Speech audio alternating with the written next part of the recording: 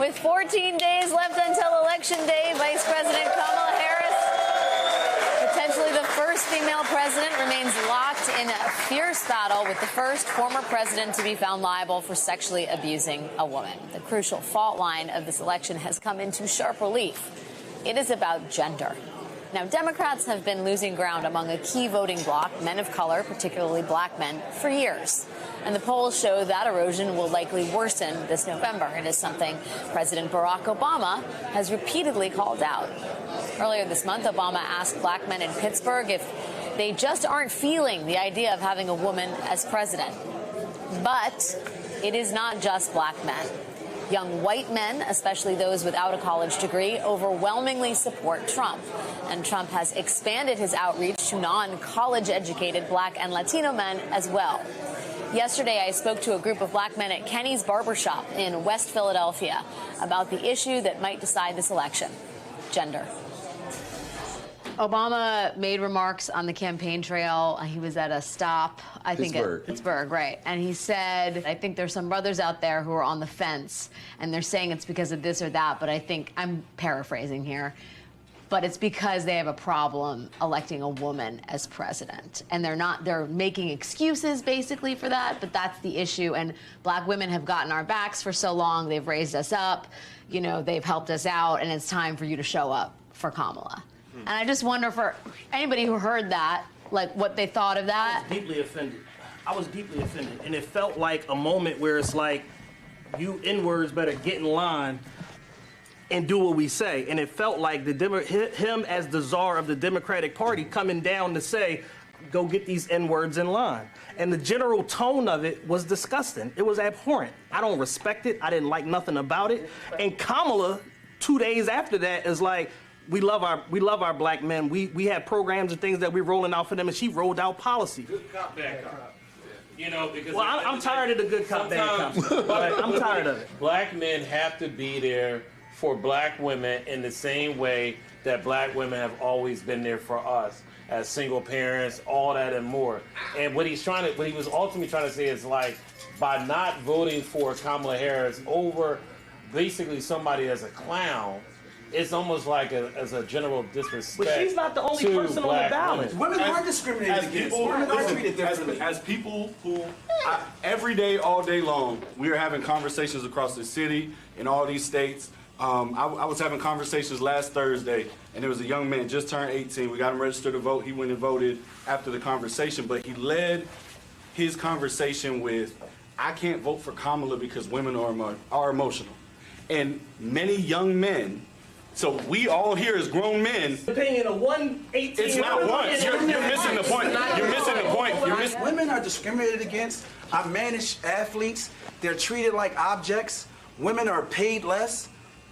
We can't act like women are not treated unfair. Hold on, wait, let me finish. We can't act like there's not some truth in what he is saying. I mean, Michelle Obama gave Barack a lot of credibility, because if he'd have marched a white woman across the stage, he'd still be in Chicago. Right.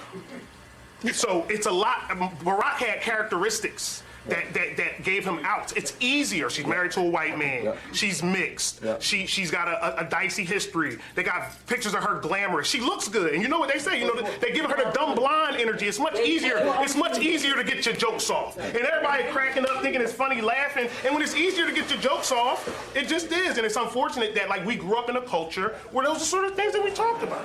While Trump is eating into the Democrats' lead with black voters, the men I spoke to were quick to point out that black men, young and old, still overwhelmingly support Harris. The real issue, they say, lies with other voting blocs. So I know everybody's saying the black men is the biggest shift in numbers. I hope I'm wrong, but I'm calling bullshit on that. I don't believe it. Polls can say polls, all that stuff can say what it can say, but when it's time to go vote, right, like, every year it's us. We are not the issue, but we became the issue after Trump made a play for us when nobody was talking about us. But at the same time, we can't pretend that it hasn't become a popular talking point amongst black men in media who feel like they want to be provocative and drive up their likes and things like that. Like, Charlemagne is in the commercial. He's in the commercial talking about Kamala. And now it's cool, but he's literally and it's like, and it's popular, and we have to recognize that, Antonio Brown. that like Antonio Brown, it's popular. People calling her a whore, talking about her history, and when I walk in the barbershop and I hear people saying these things, I'm like, oh, you bugging, dog? What they got to do with anything? But if the goal is to win the race, we gotta put some pressure on white women, bruh. We gotta put some pressure on the Latino community. Absolutely. You know what I'm saying?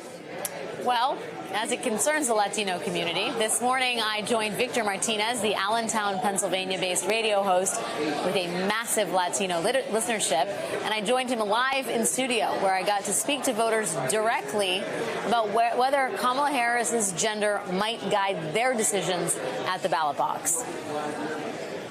Let's see what the people have to say. Let's hear it. Hello, buenos dias. Kamala Harris being a female kind of concerns me a little bit. She's still going to get my vote, but it concerns me a little bit because over the generations and years of our lives, I have never really seen a woman, other than Hillary Clinton when she ran to become a president. But I am concerned a little bit about, the fact that will she be able to run this country the way a male had done it over the decades? Will she be able to, stand on her own 2 feet and kind of deal with this situation, being that we have Putin and so many other presidents outside of this country, another country that have such a great relationship with Donald Trump? First of all, she's a strong woman. She's a prosecutor, or ex-prosecutor. She became a state senator. She's very strong on her policies, and she stands strong. With fear of other leaders of the United States, looking at her like she's a woman, I don't think that's going to be a problem because she knows how to negotiate. I just feel that because she's a woman, I think she's going to be treated different. Her word is not going to be out as much as a man for some reason, which I don't think is right. But I feel that that's going to happen a lot. Do you have friends that are not going to vote for her because she's a woman? I have a lot of coworkers. I have neighbors around here. Just because she's a woman, she don't know what she's doing. And I'm like, a woman is a woman and a man is a man. It just doesn't matter what are you. As long as you know what you're doing, it doesn't really matter what are you. This listener is writing on Facebook that the reason why we get those calls for people who are scared is because they hear from the media and they hear from Trump how weak as a country we are. We are weak. We are weak. And so that together with a female, right, the perception that females are weaker than men. So that's point. Fascinating. That's a super fascinating point. I mean, the phones are ringing. People want to talk about it. I could tell you that I've been doing this for 30 years. I've worked in different markets.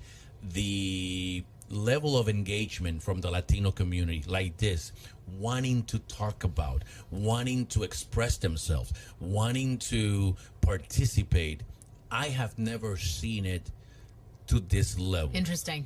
I will go even further. I will dare to say, at least within the Latino community, that people are more engaged now than when Obama was running. I think it's the drama. The drama. And with Latinos, we like telenovelas. This is one hell of a telenovela. Yes. I will leave you with this. You may hear a lot of Latino men being very macho and, I like Trump. I would like to see how many of those Latino men are influenced by their wives and by their daughters. Or their mothers. Because we Latino love to say that we're the boss and we're the man. But seriously, how many wives and how many daughters are going to look at their husband and their father on election day or when it's time to vote and say, are you serious? And say, exactly, don't you dare, are you serious? And how much, again, from the mouth out and from the door out, they're, but inside, once you're with your wife, once you're in with your daughters, how many of those guys are going to be influenced by them? In an